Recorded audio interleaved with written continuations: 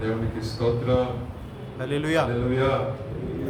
ఇంతవరకు మాటల ద్వారా దేవుని నామాన్ని పరిశుద్ధం ఆరాధనలో పరిశుద్ధ ఆత్మ యొక్క స్పర్శ తగ్గిందని భావిస్తున్నాను.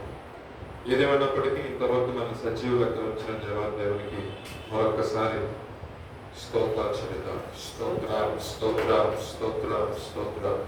ఈ రాత్రికాల సమయంలో పరిశుద్ధ గ్రంథం నుండి యెషయా గ్రంథము 50 అధ్యాయము 7వ మాటలో కొన్ని మాటలు పరిశుద్ధాత్ముడు రాసించున్నాడు. ఒకసారి మనం ధ్యానిద్దాం. మాటలు ప్రభువుకు యెహోవా నాకు సహాయం చేయువాడు, ప్రభువుకు యెహోవా నాకు సహాయము చేయువాడు కనుక నేను సిగ్గుపడలేదు. నేను సిగ్గుపడనని ఎరిగి నా ముఖమును చెక్కుముక్కి రాతి వలె చేసుకుంటుని.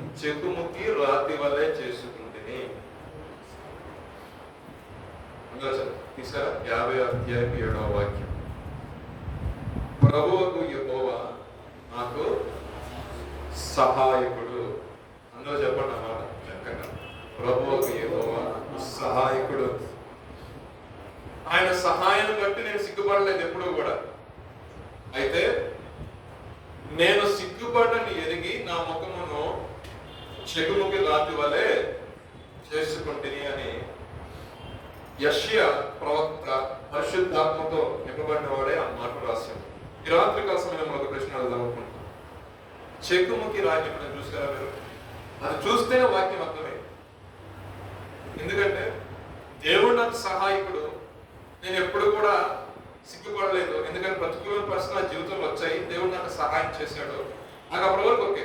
బట్ అప్కమింగ్ రాబోయే దినాల్లో ఏదైనా సమస్య రావచ్చు, ఏదైనా ఇబ్బంది రావచ్చు అంటూ విశ్వాసం మనలో స్థిరపరచడానికి, విశ్వాసి ఎలా ఉండాలి అనడానికి పరిశుద్ధాత్మ లేఖనం రాయించాడు. నా ముఖమును నేను చెక్కుముకి రాతి వలె. ఇది మన న్యూ టెస్టమెంట్ లో కనపడుతుంది. యేసు గారికి కోట్ చేయడానికి ఆ వర్సెస్ కనపడుతుంటాయి. ఎందుకని దేవుడు చెగుముకి రాయికి పోల్చాడు? మీరు ఎప్పుడైనా చూసారా? మీరు చూసారా ఎప్పుడన్నా అన్నా? మీరు వాస్తవంగా అది మనకు త్రాసపడతా ఉంటుంది, కానీ దాని పేరు మనకు తెలియదు. దాని యొక్క గుణం చెప్తానండి. మీరు ఏ రకంగా కానీ బద్దకూడదు ప్రయత్నం చేసిన బద్దలం. మరో పాటన అది గ్లాస్ మీద పడినా, ఏ నెచ్చి మీద పడినా, అది సైజు కూడా ఏమో ఇంతే మంది ఉంటుంది. సైజ్ అది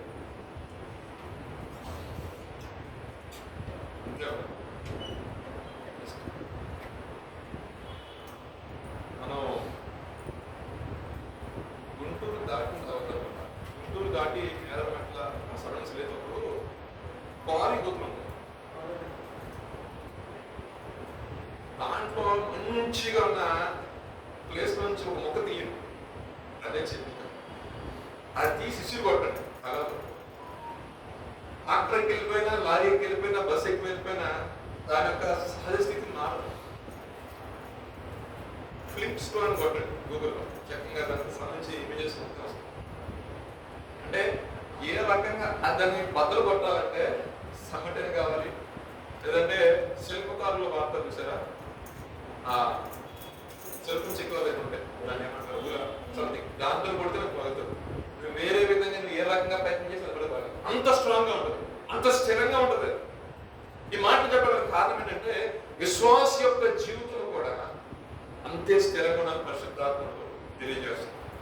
యేసు ప్రభువు ఆయనకు తెలుసు సర్వ మానవాళి యొక్క పాపం తీసివేయడానికి ఈ భూలోకంలోకి వచ్చారు. అందుకే ఆయన ఇంకనో తెల్లవారుచుండగానే ఒలీవల కొండకెళ్ళి ఆయన ప్రార్థన చేసేవాడు. తండ్రి తనకి ఏదైతే బాధ్యతను అప్పచెప్పాడో ఆ బాధ్యతని నెరవేర్చడానికి, ఆ నెరవేర్పుకు కావాల్సిన ప్రయత్నంలో ఆయన ఎలా ఉన్నాడంటే స్థిరంగా ఉన్నాడు. దేవుడికి స్తోత్రం. ఎందుకంటే ఈ మాట చెప్పారు, మనం ఒక పనిని నియమించుకున్నప్పుడు, ఏదో ఒక ప్రయత్నాలు చేస్తున్నప్పుడు ప్రభు పాదాల దగ్గర పెట్టి అది అయ్యేంత వరకు మన డెసిషన్ మేకింగ్ లో ఎటువంటి చేంజెస్ ఎప్పుడు కూడా జరగకూడదు. దేవునికి స్తోత్రం. హల్లెలూయా. అది స్థిరపడాలి. స్థిరపరచబడితేనే ఆశీర్వాదం. సస్యడిగా ఉన్న దినాల్లో ఆయన యెరూషలేము ప్రాంతంలో వెళ్ళడానికి ముందు ఆయన ఒక ఇండికేషన్ వచ్చింది. ఏంటంటే ఇదిగో నేను వెళ్తున్నాను, ఈ గుడిని పడగొడతారు, అయినా సరే నేను 3 దినాలు లేపుతానని ఆయన యొక్క పునరుద్ధానం గురించి శిష్యులకు చెప్పి ఆయన యెరూషలేముకి వెళ్ళాడు. యెరూషలేముకి వెళ్ళిన తర్వాత గెత్సేమనే తోటలో ఆయన ప్రార్థన చేశాడు. ఆ రాత్రి కాలంలో ప్రభు వచ్చి తీసుకుని వెళ్తారు, బంధిస్తాడు. పట్టుకొని అనకూడదు, కానీ ప్రభుని బంధించడానికి ఆ రోమ సామ్రాజ్యం ఏదైతే ఉందో ఆ సామ్రాజ్యం రాదు.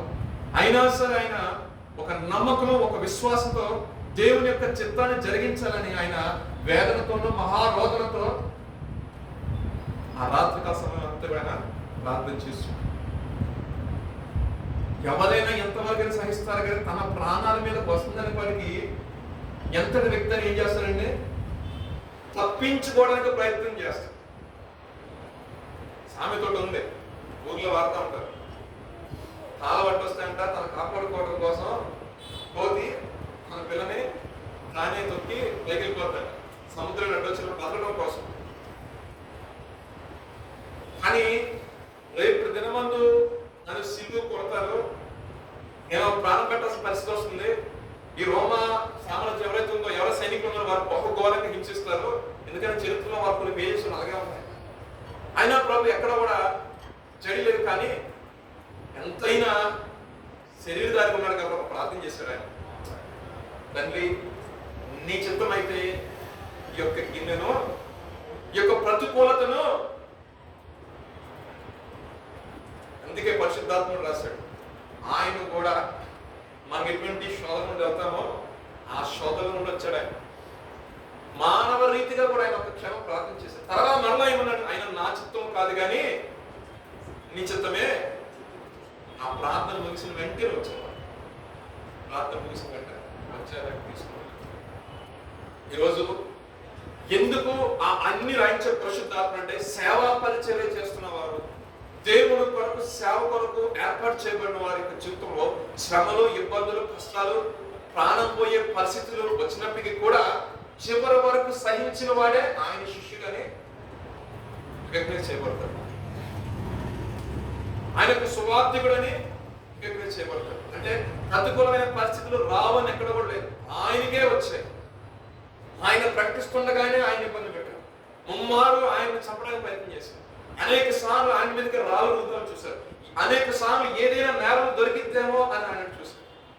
సో ఈ యొక్క చెకుముక్క రాతి వల్ల ఆయన తన యొక్క మనస్సుని స్థిరపరుచుకున్నాడు. కాబట్టి ఆయన ఏమంటే తన యొక్క జీవితంలో సక్సెస్ ఈ రోజు మనకి మాదిరి పెట్టేదన్నాడు. ఏంటంటే ఇదిగో తండ్రిని నా పేరు మీరు ఏమడిగినా ఆయన మీకు చేస్తాడు. నేను మిమ్మల్ని అనాదిగా వదిలేసి వెళ్ళట్లేదు, నేను మరలా తిరిగి వస్తాను. మరలా చెప్తున్నా మాట, నేను తిరిగి వస్తాను. ఎందుకని అంత కాన్ఫిడెంట్ చెప్పారంటే ఆయన చేసింది, ఆయన ఇందు పర్పస్ వచ్చాడు, అది కంప్లీట్ చేశాడు కాబట్టి, అది ఫుల్ఫిల్ అయింది కాబట్టి నెక్స్ట్ ఏం జరుగుతుంది అనేది ఆయనకి ఉపదేశించబడింది. దేవుడికి స్తోత్రం. అంటే ఒక కమిట్మెంట్ అనేది దేవుడు అక్కడ చూపించున్నాడు. ఆయన యొక్క చిత్తం ఎలా చేయాలి అంటే ఒక స్టార్ట్ చేసిన దాని విషయంలో ఎటువంటి కమిట్మెంట్ ఉండాలి. ఆయన 35 సంవత్సరాలు ఆయన దేవునికి సేవ పరిచయం స్టార్ట్ చేశాడు. 35 సంవత్సరాలు తన తండ్రితోనే ఉన్నారు. ఆయన యావకాలం అంతా కూడా తన తండ్రితో ఇంట్లోనే సహకరించాడు. 37 సంవత్సరాల ప్రభు యొక్క పరిచర్యకు వచ్చి పరలోక రాజ్యం సమీపించిన మారు మనసు పొందండి. అనేక రకాలుగా ఉపమానాలు చెప్పాడు. కొంతమంది మామూలుగా మాట్లాడుతుంటే అర్థం చేసుకుంటున్నారు, కొంతమంది ఏమో వెర్రితనంగా నవ్వుతున్నారని చెప్పి కొన్ని సందర్భాల్లో దేవుడు ఏం చేశాడంటే ఉపమాన రీతిగా చెప్పాడు. కొంతమందికి ఉపమానం అక్కడే రిలీజ్ చేశాడు. కానీ తాను కొరకు, తాను ఏర్పరచుకున్న శిష్యుల కొరకు ప్రత్యేకంగా తీసుకుని వెళ్ళి ఇదిగో దీని యొక్క అర్థం ఇది, దీని యొక్క నానార్థం ఇది, ఇలా ఉంటుంది, ఇది పరిస్థితి అని ఆయన ఎక్స్ప్లెయిన్ చేశాడు. ఎందుకంటే అనేక మంది రేపొద్దున ఆయన గురించి సాక్షిగా నిలబడాలి, వాస్తవాలు తెలియదు కాబట్టి. అందరికీ సర్వ సమాజంలో ప్రకటించిన సువార్త ఒకటైతే తాను నమ్ముకొని తాను గమనిస్తున్న శిష్యుడికి ప్రకటించిన సువార్త వేరు. అందుకే వాళ్ళు బోధిగంతున్న వరకు కూడా వెళ్ళి ఆయన యొక్క రక్షణ సువార్తని ప్రకటించారు. దేవునికి స్తోత్రం, హల్లెలూయా. నీ అంతా ఈ పాయింట్ దగ్గర సంగమగా వచ్చి దేవుని ఆరాధించడం, ప్రార్థించడం ఒక ఎత్తు అయితే, ఏకాంతంగా ప్రభుత్వం కనపడం ఒక ఎత్తు. ఏకాంతంగా ప్రభుత్వం నీ చిత్తం ఏంటో తెలియజేయ ప్రభా, నీ యొక్క ఆలోచన నాకు తెలియజేయ ప్రభా, నా పరిస్థితులు ఉన్నాయి అని ప్రభు పద్ధతికి పెట్టినప్పుడు ప్రభు తన ఉద్దేశానికి బయలుపరుస్తాడు, తన యొక్క దర్శనానికి తెలియజేస్తాడు. తాను ఏం చేయబోతున్నాడో దేవుడు తెలియజేస్తాడు. అంత మాత్రమే కాదండి, నీకు ఏమి తెలియజేయకపోయినా నీకు అర్థమయ్యేటట్టు ఏం చేస్తాడంటే ఆ పరిస్థితికి సంబంధించిన వ్యక్తిని నీ వైపు మూవ్ చేస్తూ ఉంటాడు. ఆటోమేటిక్గా బాల్ నీ కోర్టులో పోతా ఉంటుంది. దేవునికి స్తోత్రం. మళ్ళీ ఎందుకంటే నువ్వు ఆలోచించి మంచి నిర్ణయం నువ్వు తీసుకున్నావు కాబట్టి ఆ నిర్ణయాన్ని ఆయన దృష్టి కూడా అంగీకారం ఉంది కాబట్టి స్థిరపరచువాడు ఆయనే. హల్లెలూయా.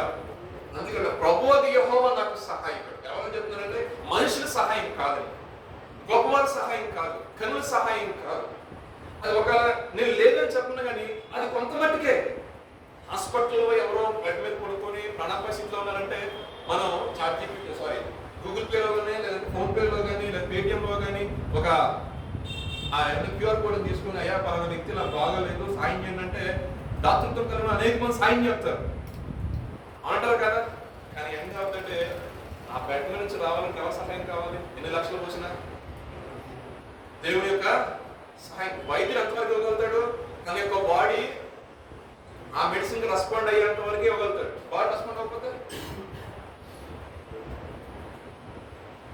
ఎంత కథ పోసినా ఉపయోగం sir. Sorry sir, declare of list అంటే ఉపయోగం. డాక్టర్కు కలిగించిన కోర్టు రూపాయలు ఉన్నా సరే మీకు సహాయం దేవుడికి సహాయం లేకపోతే ఏం జరుగుతుందంటే ఫలితం వస్తుంది. మన జీవితంలో నేను అందరినీ ఒకే రీతిలో మాట్లాడలేదు కానీ క్రైస్తవుని యొక్క జీవితంలో క్రీస్తుని కలిగి ఉన్న మన యొక్క జీవితంలో ఫస్ట్ ప్రయారిటీ మనకి దేవుడే ఉండాలి.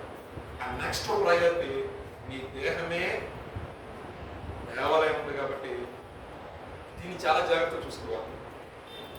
మీకు అర్థమవుతుందా? దేవుడు ఈ దేహాన్ని ఇచ్చింది ఆయన గణపరచడానికి, ఆయన స్థించడానికి, అనేక మంది ఎదుట ఆయన కొరకు సాక్షులుగా నిలబడాలి.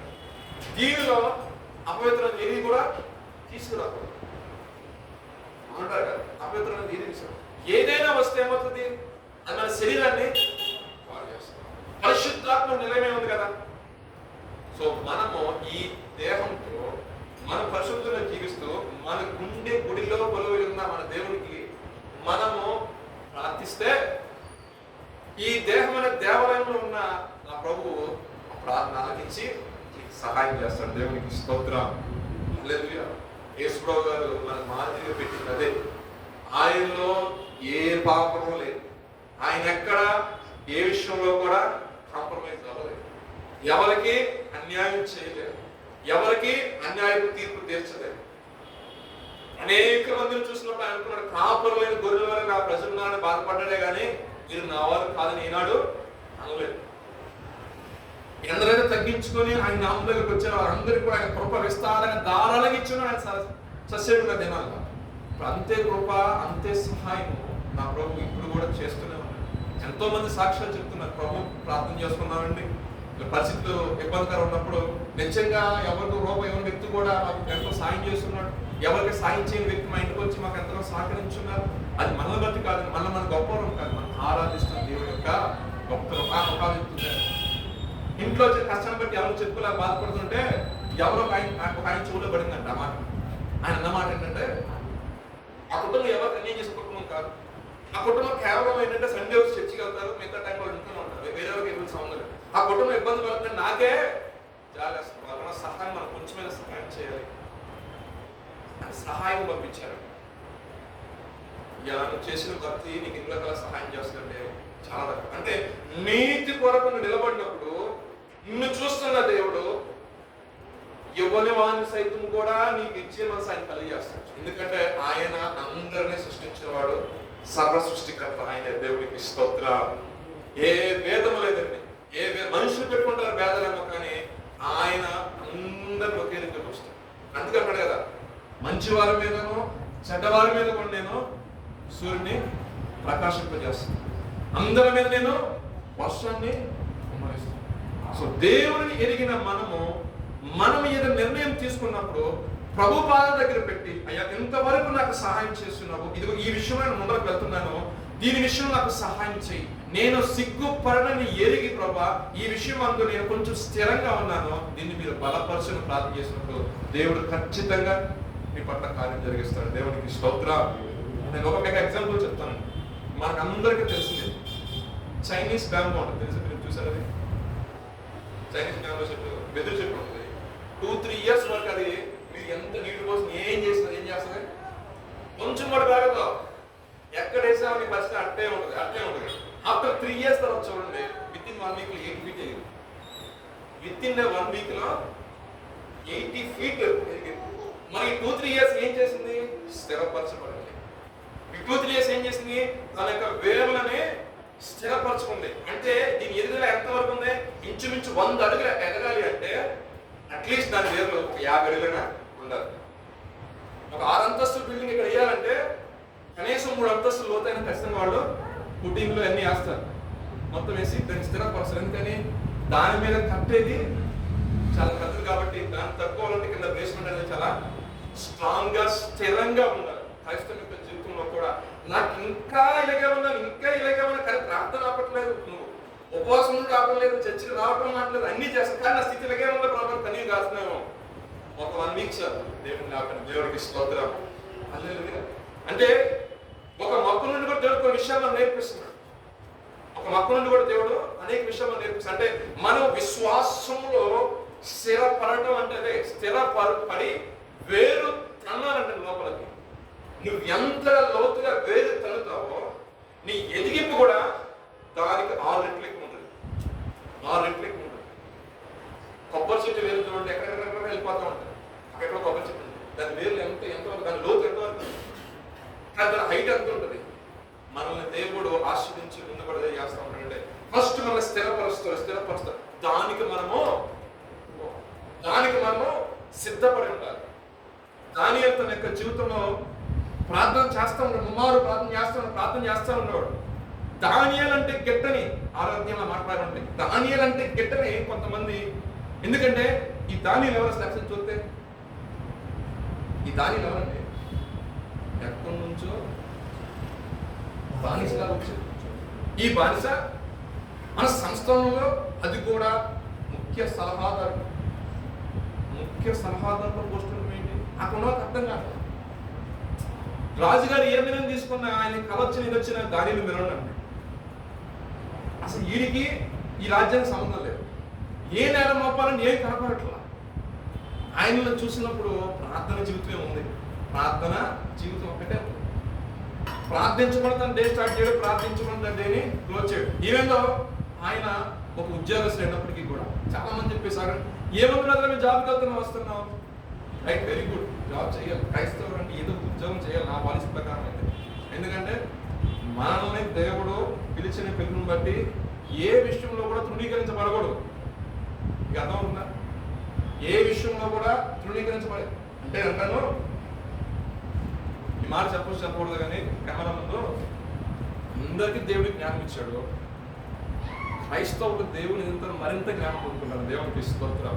ఎవరికైనా జ్ఞానం కొదుతా ఉన్నాడలా అతను నన్ను అడగాలి. నేను అడిగితే అతను ఎలాగేస్తాడు దేవుడు? ధారాళంగా ఇస్తాడు. చరిత్రగా ఇచ్చాడా? ఇచ్చాడు కదా, చెప్తున్నాడు. ఎవరికి ఇచ్చాడు? సొలొమోనుకి ఇచ్చాడు. కానీ చివరికి వచ్చే తన జ్ఞానాన్ని వేరే రకం వాడలే కానీ ఏదేమైనప్పటికీ ఆయన అడిగిన వారికి ధారాళంగా ఇచ్చాడు దేవుడు. సో మన బిడ్డలో ఎక్కడన్నా సరే ఆ చదువులో నేను ఏదైనా చేసిన ఉద్యోగంలో కానీ ప్రభావ అని ఒక్కసారి మనం ట్రై చేసుకుంటే ఉన్నది నీకోసం నీకు ఖచ్చితంగా నీకు నేను ఇస్తాను ఏ విషయం. అంటే ఆయన ఇచ్చిన జ్ఞానం బట్టి మనం ముందు కొనసాగవాలిగా ఉండాలి. ఇప్పుడు దానియేలుకున్న గొప్పతనం ఏంటంటే దానియేలు ముమ్మారు ప్రార్థన చేసే వ్యక్తులు ఉన్నాడు. దేవుడికి ఇష్టంగా జీవించాడు కాబట్టి దేవుని ఆత్మ కలిగిన వ్యక్తుడు అని పరిశుద్ధ గ్రంథం రాయబడింది. దేవుడు ఆత్మ కలిగిన అంటే వాళ్ళ భాషలో దేవత ఆత్మ కలిగిన రాసుకున్నాడు. దేవుని ఆత్మ కలిగిన వ్యక్తి అంటే ఏ ఒక్క నరుడు కూడా ట్రాన్స్లేట్ చేయని విషయాన్ని ఆ దర్శనాన్ని చక్కగా నీట్గా రాజుకి అర్థమయ్యే విధంగా ఆయన ట్రాన్స్లేట్ చేసి ఇలా జరిగింది పెదా అయిపోయాడు. చక్కగా రాజు అన్ని విషయాలు ఆహా అనేసరికి ఇక పక్కన వాళ్ళకి జలస్ వచ్చేసింది. నేను ఇప్పుడు ఎలా అనేసరికి ఎక్కడ దొరుకుతాను ఎక్కడ ప్రార్థనలో దొరుకుతారు. ఆ ప్రార్థనే లేకుండా చెప్తే ఆ దేవుళ్ళని దూరం చేసేస్తే వాడి శక్తి ఏంటి, వాడి బలం ఏంటి, వాడి వీక్నెస్ ఏంటి? దేవుడే. ఆ దేవుడు తీసేస్తే ఆటోమేటిక్ మనతో సమానం అంటే అక్కడ పడిపోతాడు, ఏదో లోపల పడేయచ్చు. కానీ దానియేలు ప్రార్థన 30 రోజులు శాసనం వచ్చింది, ఖచ్చితంగా నువ్వు తప్పి ఎవరైనా ప్రార్థన చేయడానికి నువ్వు తప్పితే వినడం లేదు, ఎవరైనా వస్తే మరి తీసుకెళ్ళి సింహాల భవనంలో శాసనం రెడీ అయిపోయింది. ఎందుకోసం? ఒక వ్యక్తి కోసం శాసనం రెడీ చేసింది. ఇలా సర్వ ప్రపంచం కూడా ఆలోచన అదే, క్రైస్తవులు ఎక్కడికి కావాలండి? దేవుడిని నిజ దేవుని తెలుసుకున్నారు. ట్రాన్స్ఫర్మేషన్ అంటారు. ఆ రోజుల్లో అనాదిగా మాట్లాడిన దేవుడు ఈ రోజుల్లో తన కుమారుడు ద్వారా మాట్లాడతాడు అంతే. దేవుడు అక్కడే. కానీ విషయం ఏంటంటే ఆ రోజుల్లో పరిస్థితుల్లో ఎలా మాట్లాడాడు అలా మాట్లాడాడు. ఇప్పుడు మనం కొంచెం మోడర్న్ కదా, ఏ ఎలా ఉంటుంది, ఎలా కంప్యూటర్ ఎలా అయిపోయింది, ఏ ఎలా కాబట్టి ఎలా మాట్లాడాలో దేవుడు నెక్స్ట్ జనరేషన్ వాళ్ళతో ఎలా మాట్లాడాలో ఆ ప్లాన్స్ దేవుడికి స్తోత్రం. ఇంకా మీకు ఈ మాట చెప్పండి, కొంచెం వివరంగా చెప్తాను. ఆ రోజుల్లో యెరూషలేము దేవాలయంలో మాత్రమే మనకు ఎలాగైతే, నేను ఇదివరకు నా క్లాస్ బ్యాక్గ్రౌండ్ చెప్తాను, ఆవరణం, ప్రాంగణం, గర్భగుడి, దర్శించుకునే ప్లేసులు ఎప్పుడు ఉంటాయో ఇవన్నీ కూడా ఒక నమూనా చూస్తే యెరూషలేములో కట్టబడిన మందిరాలుగా ఉంది. పరిశుద్ధ స్థలం, అతి పరిశుద్ధ స్థలం. పరిశుద్ధ స్థలం వరకు 10 మంది వస్తారు, ప్రాంగణంలో 10 మంది ఉంటారు. అతి పరిశుద్ధ స్థలంలో యాజకుడు మాత్రమే. సో ఇప్పుడు వచ్చేసరికి ఆ మొత్తం కూడా ఇప్పుడు అదే విధంగా ఉన్నామా? కానీ అనాన్నగడి ఉన్నాడు కదా, కానీ ఏం చేంజ్ అయింది? పరిస్థితులు మారాయి. నేను స్టార్టింగ్లో కీప్యాడ్ ఫోన్ 1100 వాడండి, 1600 నోకి రింగ్ వస్తుంది. ఇప్పుడు నేను వాడుతానంటే ఎలా పడుతుంది చూసి అక్కడ చూస్తాను నేను ఏదో ఇంకా పాత పద్ధతిలో పాత ఫోన్లో వాడుతున్నప్పుడు అంతా ఏ టెక్నాలజీ వచ్చేసింది. నేను రాబోయే కాలంలో ఫోన్ కూడా ఉండదు, ఇక్కడ రిసీవర్ ఉంటుంది, చాలా మంది గడపడుతూ ఉంటుంది. ఎక్కడ కూడా వచ్చేస్తుంది కంగారు మాత్రం. ఇంకా మన ఏంటంటే మాట్లాడుతూ పోతూ ఉంటారు, మనకేం అర్థం అటువంటి టెక్నాలజీలో వెళ్ళిపోతూ ఉంటాం. సో కానీ దేవుడు ఏమైనా మార్పు ఉందా? దేవుడు ఎక్కడ మార్పు లేదు. చిన్నప్పుడు చిన్న వాకేస్ అక్కడ ఆరాధన చేసేవాడు. ఇప్పుడు దేవుడు మహాత్మం బట్టి ఇలా తెరవబడతాడు, ఇలా వస్తుంది, ఇలా క్లోజ్ అవుతుంది. లేదు నమ్మును అట్టే ఉండదు అన్నారా? God never change. విషయం ఏంటంటే ఆయన మనము చూసే విధానం మాత్రమే ఆయన అడిగేవాడు. దేవుడికి స్తోత్రం. విశ్వాసం ఒకటే, మన పితరులు ఆచరించింది ఒకటే. మనం కొంచెం ఏంటంటే తన కుమారుడు యేసు క్రీస్తులో మీరు ఎన్ని చేయలేరు అబ్బాయి, వేడాది తోడు మీరు వదించలేరు, ఈ అప్పలు మీరు అర్పించలేరు, ఇంకొన్ని ప్రాసెస్ ఉన్నాయి ఓల్డ్ టెస్ట్మెంట్, అవన్నీ మీరు చేయరు. కాబట్టి సింగిల్ యాక్సెస్ ఆ కుమారుడు మీకోసం పంపిస్తాడు. ఆయన మీ కొరకు సమస్తం చేస్తాడు. ఆయన ద్వారా మీరు రండి, మీకు మోక్షం కలుగుతుంది. దేవుడికి స్తోత్రం. అర్థమైన వాళ్ళు దేవుని సన్నిధిలో ఉన్నారు, అర్థం చేసుకున్న వారు దేవుని నడుస్తున్నారు. కొంతమందికి దేవుడు ఇంకా తెలియజేస్తూనే ఉన్నారు. దేవునికి స్తోత్రం. హల్లెలూయా. మళ్ళా నా పాయింట్లోకి వస్తున్నాను. ఈ యొక్క దానియేలు తన యొక్క జీవితంలో దేవుణ్ణి విడిచిపెట్టలేదండి. సింహాల బోన్లో వేసినప్పటికీ కూడా ప్రార్థన జీవితం విడిచిపెట్టలేదు. అంటే పరిస్థితులు మారినా ప్రార్థనే విడిచిపెట్టని స్థిరమైన మనసు కలిగిన వ్యక్తి దానియేలు. దేవునికి స్తోత్రం. అంటే ఈ చిరుముగ్గుల ఏ రకంగా స్థిరంగా ఉంటుందో క్రైస్తవుల యొక్క జీవితము ప్రార్థిస్తున్నప్పుడు కానీ బ్రతుకుల పరిస్థితి వచ్చినప్పుడు సింహాల బోన్లో వేసి సింహాల నోట్లోకి వెళ్ళిపోతే రేపు నీళ్ళు లేదా అన్నప్పటికీ కూడా నీ సిచ్యువేషన్ ఎలా ఉందంటే నా ప్రభు నాకు సహాయం చేస్తాడు, నా దేవుడు నాకు సహాయం చేస్తాడు. నేను ఏదో పరిస్థితి వచ్చిందని చెప్పేసి నేను మళ్ళీ ఇంట్లో తీసుకుని వెళ్తేనే కాదు. ఈ 30 days ఏదో రకంగా కళ్ళు మూసుకొని అని అనుకుంటే 31 days నుంచి నేను మళ్ళీ ప్రార్థన చేసుకోవచ్చు కానీ దాన్ని అనుకోలేదు. చాలా మంది ఎలా అనిపిస్తుంది, ఈ 30 రోజులు కదండి ఏదో ఒకటి కారణం బాబా అనుకుంటాం కాదు. నిజమైన విశ్వాసం ఇప్పుడు ఏమి గురవుతుంది? పరీక్షకు గురవుతుంది. ఎటువంటి పరీక్ష? అగ్ని పరీక్ష అని చెప్పాలంటే యేసుప్రభు యొక్క జీవితంలో జరిగింది అదే, దానియేలు యొక్క జీవితం జరుగుతుంది కూడా అదే. నువ్వు ప్రార్థన మారితే కంఫర్ట్ జోన్, ప్రార్థనలో ఉన్నావా ఇంకో జోన్ ఉంది, ఆ జోన్కి వెళ్ళిపోతావు. ఆ జోన్కి వెళ్ళినా పర్లేదు కానీ ఆ దేవుడు అనే విధానం చూసారనుకోండి విడిచిపెట్టండి. దానియేలు స్థిరమైన దృఢమైన విశ్వాసం కలిగి ఉన్నాడు కాబట్టి సింహాల బోన్లో వేసినప్పటికీ కూడా ఆయన కాల్చబడుతున్నాడు. దేవునికి స్తోత్రం. హల్లెలూయా. దేవుడు స్థిరపరిస్తే దాని తప్పులు కూడా మరలా దాన్ని మూవ్ చేయాలంటే వ్యక్తిగతంగా పచ్చిగా చెప్పాలంటే దానికి కారణం మనమే అయి ఉండాలి, లేదా మనం ఇచ్చిన అవకాశమే అయి ఉండాలి. దేవుడు ఒక్కసారి దిగబొట్టి నాటిన తర్వాత మనుషుడు దాన్ని ఎగ్జాంపుల్ చెప్తా. ఫిలిప్ గారిని ప్రేమించి ఒక బైబిల్ గిఫ్ట్ ఇచ్చారు.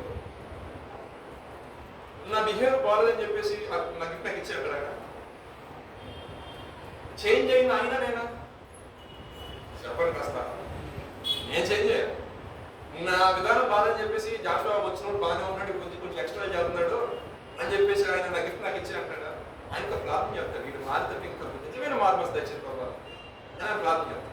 కానీ ఆయన ఇచ్చిన దాంట్లో ఆయన చూపించిన ప్రేమలో ఏమీ లేదండి. ఆయన ఇచ్చిన తర్వాత తీసుకునే వ్యక్తి కాదు. దేవుడు కూడా అలాగే ఉంటాడు. మనకి ఇచ్చిన తర్వాత ఆయన తీసుకునే వ్యక్తి కాదు. మరి ఎవరు నాశనం చేసుకుంటారంటే ఆ బైబిల్ నేను చదవకపోయినా, ఆయన ఎక్స్పెక్ట్ చేసిన నేను లేకపోయినా నెక్స్ట్ టైం ఆయన నుండి ఏ ఫ్రూట్ కూడా నాకు రాదు. ఎందుకని ఒకప్పుడు సత్ప్రవర్తన కలిగి ఉన్నాను కాబట్టి గుడ్ కాండక్ట్ కింద బైబిల్ నా ప్రెజెంటేషన్ చేశారండి. నేను ఆ ప్రవక్త వచ్చిన నా కొమ్మలు వచ్చినట్టు కొంచెం యాటిట్యూడ్ చూపించుకున్న ఇష్టానుసారం తిరిగిన తర్వాత నెక్స్ట్ ఎవరు వస్తారు? ఆయన ఇవ్వాలని మనసున్నా వీడు కొంచెం ఎక్కువైంది కాబట్టి కొంచెం ఆగు. మానవులే అలా ఆశిస్తున్నప్పుడు ఆయన నిజం ప్రేమ లేకపోవాలా, కానీ అక్కడ ఒక కండిషన్ ఆఫ్ చేశాడు. ఎందుకని ఇచ్చాను, ఇంకోటి పొందుకోవడానికి ఆసక్తి చూపించాలి. చూపించకపోగా ఏం చేశాడు? రిటర్న్గా నాకే వచ్చింది కదా అన్న ప్రౌడ్లో ఉన్నాడు. దీన్ని తగ్గించు. తర్వాత పక్క తీసిన తర్వాత ఆలోచిస్తా అప్పుడు నేను మనకదా రావాల్సిన లెక్క లైన్లో ప్రశాంత్ ఇచ్చారేంటి ఏంటంటావు? అప్పుడు నా మైండ్లో స్టార్ట్ అయింది ఏమని, నేను ఎక్కడ పొరపాటు చేశాను, నేను ఎక్కడ ఇబ్బంది చేశాను.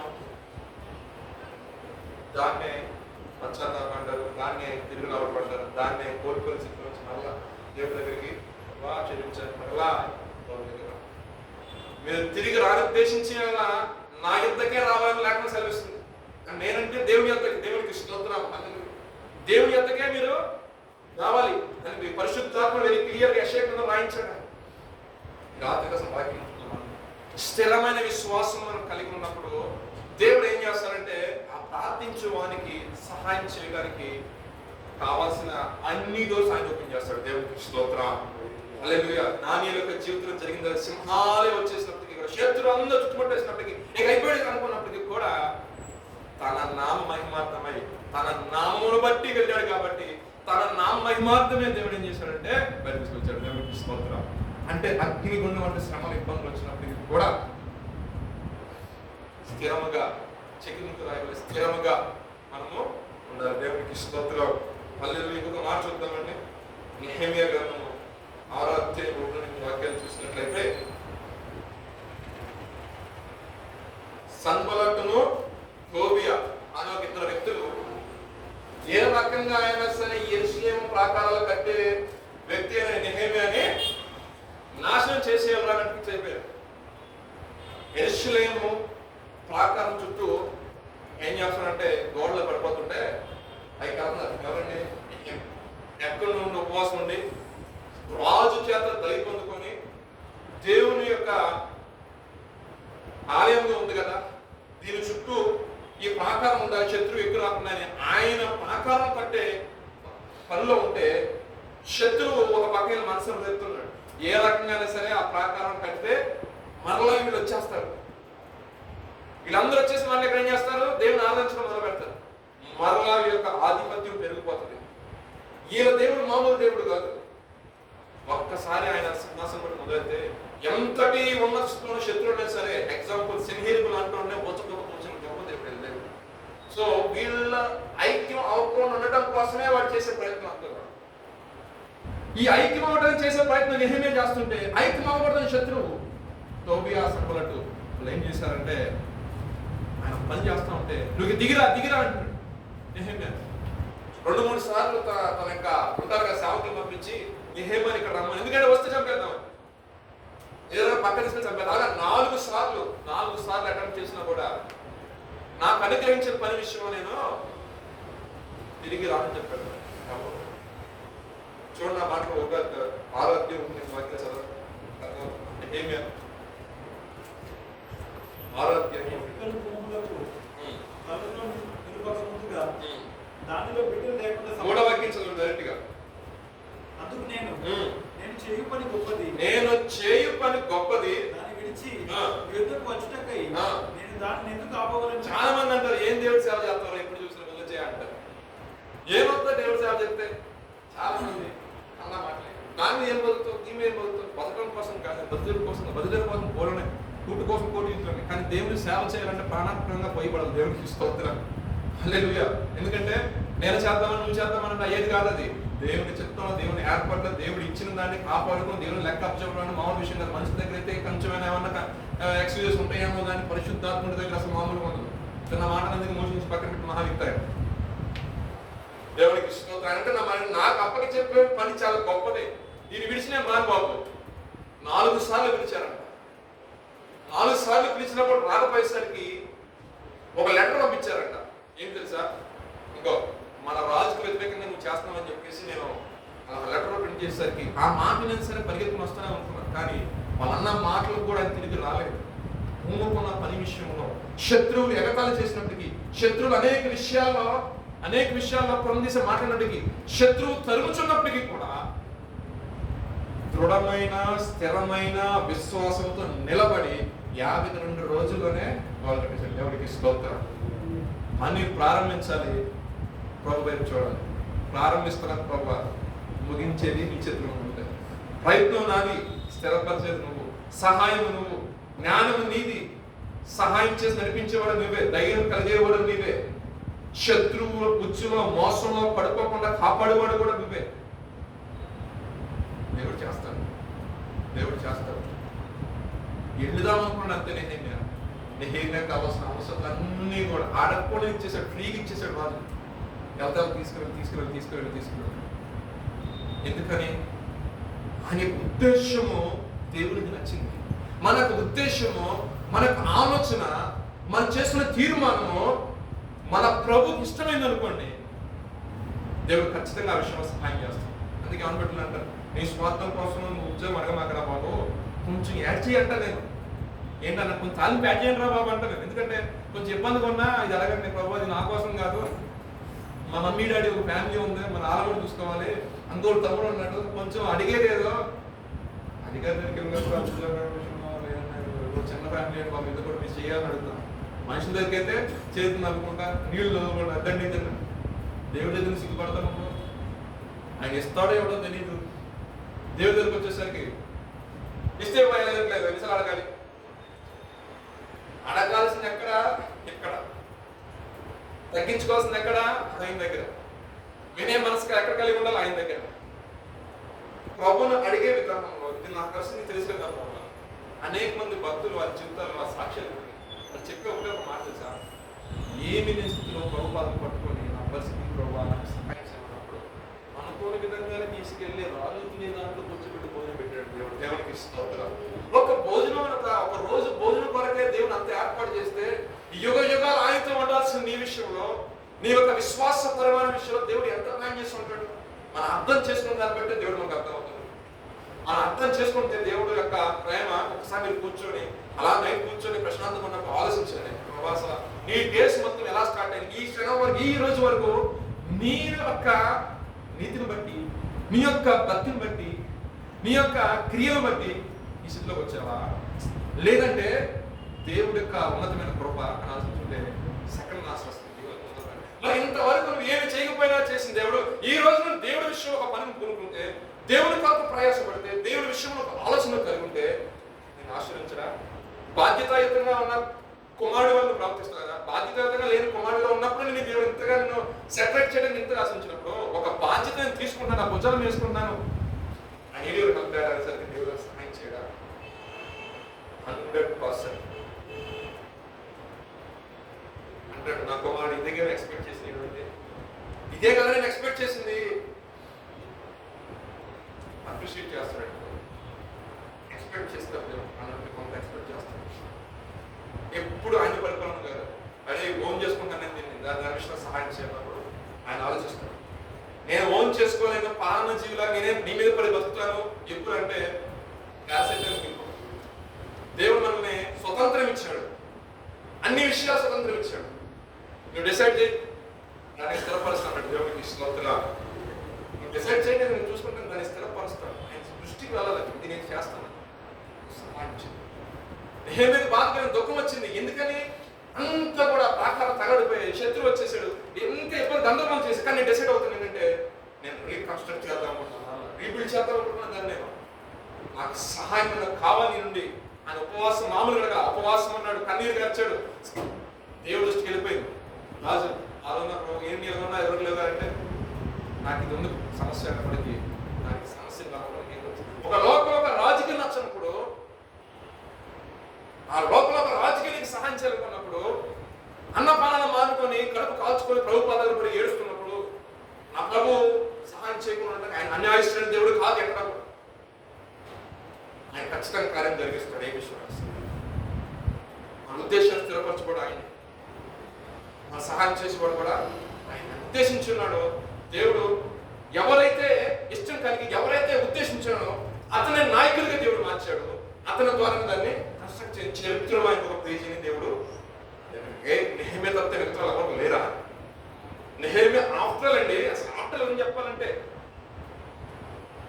ఆఫ్టర్ స్థాయి లేని వ్యక్తి, రాజు దగ్గర మందు పోసే వ్యక్తి అండి, రాజుకి అందించే వ్యక్తి అది జస్ట్ అది అక్కడ రోల్ అది అంతే. అని మన భాషలో చెప్పాలంటే ఇస్తారు కదా, నీకెంత ఇస్తారు చూసారా ఆ పొజిషన్. దానికి అది వాల్యూ ఉంటుంది ఏమన్నా కరెక్ట్ వాడు చెప్పారు. వెయిటర్ అనమాట. వెయిటర్ రా, బిల్ తీసిరా, తీసుకో, టిప్ తీసుకో. దయచేసి తప్పు అనుకోవాలి. ఆయన పొజిషన్ అది. కానీ ఆయనకున్న ఆలోచన గొప్పది. ఎవరి గురించి? మహాదేవుని గురించి. నా దేవుని ప్రాకారం, నా దేవుడు మందిర స్థలము ప్రాకారం పడిపోయిందే, పట్టించుకున్నాడు. ఈయనకి ఎందుకు వచ్చింది నేను బాధ అర్థం కాదు. ఈరోజు ఒక మాట మీరు బాధపడతారు. చర్చిలో సంఘం ఏదండి? విశ్వాసం లేదు. ఎవరికి వచ్చినా విశ్వాసం లేదు. మాస్టర్ గారే వచ్చేదంటే అన్నీ అవ్వండి, నీ వంతు ప్రయాసం కొనాలి. బ్రదర్ నేను బ్రదర్ నువ్వే వాక్యం అందించే సేవకుని నేను కాదు బ్రదర్ కాదు ఇంకో బ్రదర్ ఆయన వచ్చి మాట్లాడుకుంటున్నాడు. నీ వరకు ఏం చేస్తాను? ఆయన వరకు ఏం చేసింది ఏంటంటే ప్రాకారాలు కట్టాడు, దాని విషయంలో ఉపవాసం ఉన్నాడు. నీకు ఒక ప్యాషన్, నా సంఘం ఇలా ఉండదు. అది సాటర్డే కానీ ఫ్రైడే కానీ ఆల్రెడీ ఫ్రైడే కానీ పిఎంఎస్ఏ కానీ సండే మార్నింగ్ సర్వీసే కానీ ఈవినింగ్ సర్వీసే కానీ నీ వంతు భాగంగా నువ్వు ప్రార్థన చేస్తే నువ్వు సంతోషించేటప్పుడు సంఘాన్ని దేవుడికి స్తోత్రం. హల్లెలూయా. ప్రజలతో ప్రార్థన చేసుకోవాలి. ప్రభా నేను వెళ్తున్నా. చాలా మంది ఎన్నో ఉండొచ్చు, కానీ అందరూ కలిసి సాధన చేస్తే బాగుంటుంది కదా. ప్రభా నడిపించు అనొచ్చు, ప్రార్థన చెయ్యి. నింపు ప్రభా నీ ఆత్మతో నీ సేవకు నువ్వు ప్రార్థన చెయ్యి. ఆరాధన మనం సందర్శించుకున్నప్పుడు నువ్వు ప్రార్థన చెయ్యి. చక్కగా సిద్ధపాటు మనం కలిగి వచ్చినప్పుడు, సిద్ధపాటుగా మనం ప్రార్థన చేసుకున్నప్పుడు దేవుడు ఏం చేస్తాడంటే స్థిరపరుస్తాడు. దేవుడికి స్తోత్రం. లేదా పరిశుద్ధ గ్రంథంకు ఒక మాట మనం ఉంచుకుందాం. అపోస్తలుడైన పౌలు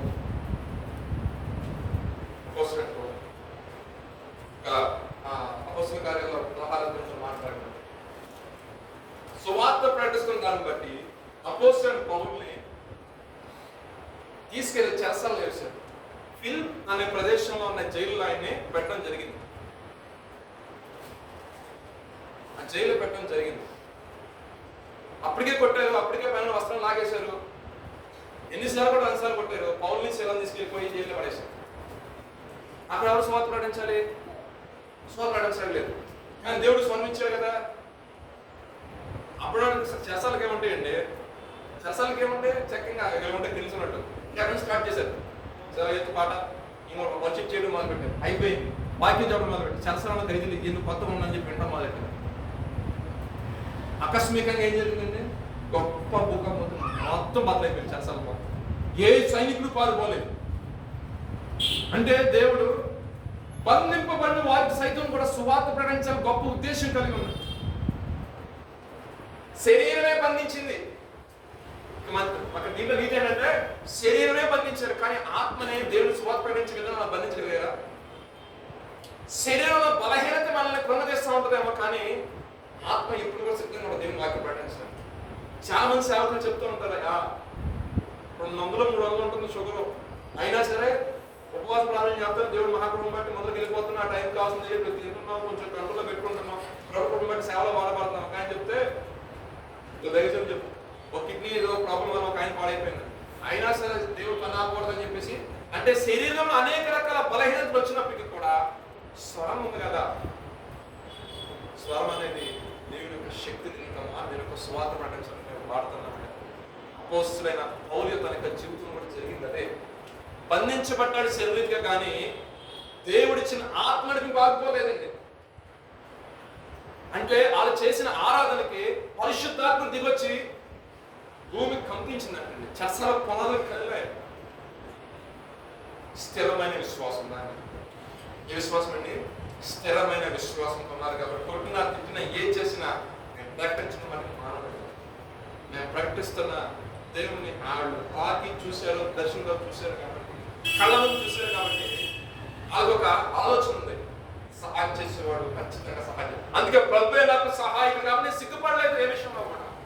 ప్రభు సహాయం చేస్తాడు, నువ్వు ఆయన కూడా నిలబడినప్పుడు ఒక స్టాండ్ తీసుకుని ఆయన ఎదురు నిలబడి ఈ స్టాండ్ తీసుకున్నాను, నాకు సహాయం చేయాల్సిందే ప్రభు, పరిస్థితులు లేకపోతే నేను పడిపోతున్నప్పుడు 100% నీ పక్షం నిలబడతాను. నీ యొక్క ఆలోచన దేవుని దృష్టికి ఉంటుంది, దేవుని దృష్టికి యోగ్యంగా ఖచ్చితంగా నీ విషయంలో ఆయన మూవ్ చేస్తాడు. దేవునికి స్తోత్రం, హల్లెలూయా. స్టెఫెన్ సువార్త ప్రకటించాడు, మంచిగా వాక్యం చెప్పాడు, అంతా బాగానే ఉంది. తీయండి అదే 6 అధ్యాయం 8-15 వాక్యాల్లో సువార్త పడేస్తాడు. 7 అధ్యాయం వచ్చేసరికి 50-40 వాక్యాలు చూసినట్లయితే అతన్ని చదవండి. 7 అధ్యాయం 50-40 వాక్యాలు చదవండి, ముగించేసుకున్నాం.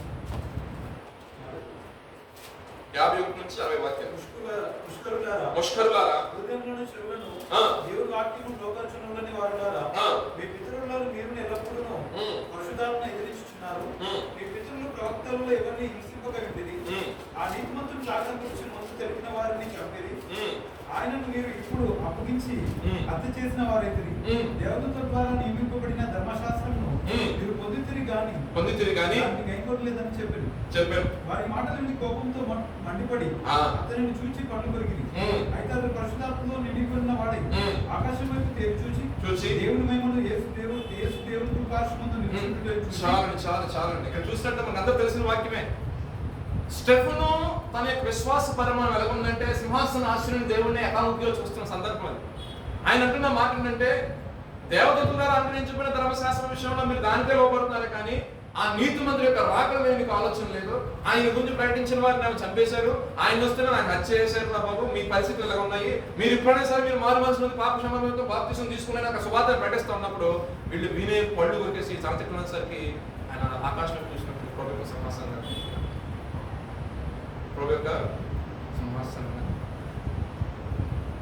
ఆయనకు అర్థమైపోయింది. ఓకే, ప్రభు యొక్క సింహాసనం కనపడిందంటే నెక్స్ట్ మినిట్లో ఆయన ప్రభు వద్దకి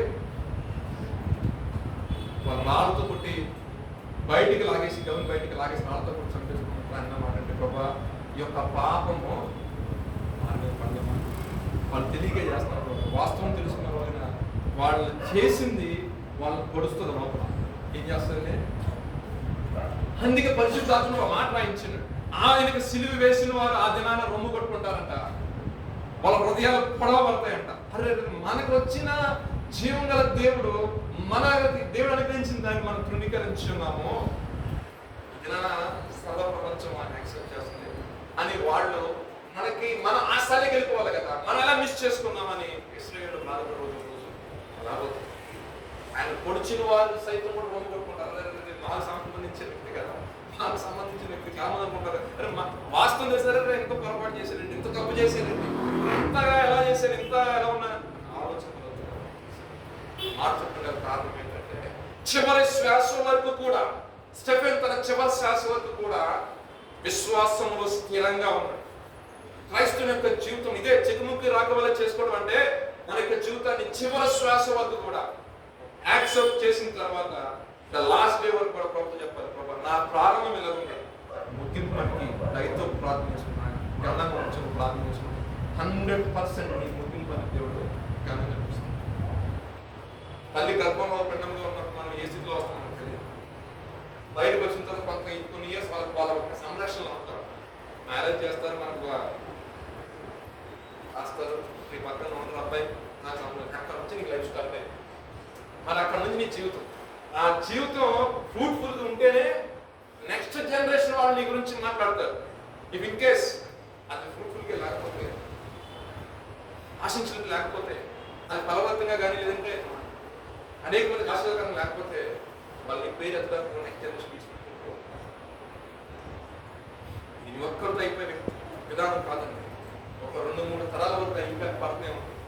నేను వాటిలో కూడా ఇంపాక్ట్ చేసి నెక్స్ట్ సర్వీస్ చేసిన అది నేను అనుకుంటున్నాను. ఎక్కడ నుంచి వచ్చారు? చిత్తూరు ఆ జిల్లా నుంచి వచ్చి రాజరత్నంగా లాస్ట్ వీక్ మనం ఆయన జన్మదినం నుంచి సేవలు చెప్పినారు. ఇక్కడ కొంతమందిని ఏర్పరిచారు. దేవుడు మహాత్మ బట్టి ఆయన దగ్గర నేర్చుకున్న వాళ్ళందరూ కూడా ఉన్నతమైన స్థితిలో, పెద్ద వయసుకు వచ్చినప్పుడు 70-80 సంవత్సరాలు ఉన్నతమైన స్థితిలో ఉన్నారు. నెక్స్ట్ జనరేషన్ వాళ్ళు కానీ వాళ్ళు చెప్పుకోవడానికి కొంతమంది చెప్పు, కొంతమంది అయితే పాస్టర్ డిపార్ట్మెంట్ ఫిలిప్ గారు కొంతమందికి ఆ గ్రాటిట్యూడ్ లేదు. క్రైస్తవులకు ఫస్ట్ థింగ్ ఉండాల్సింది గ్రాటిట్యూడ్ ఉండాలి. 10 మంది స్వచ్ఛతులయ్యారు, కానీ ఒక్కడే వచ్చాడు.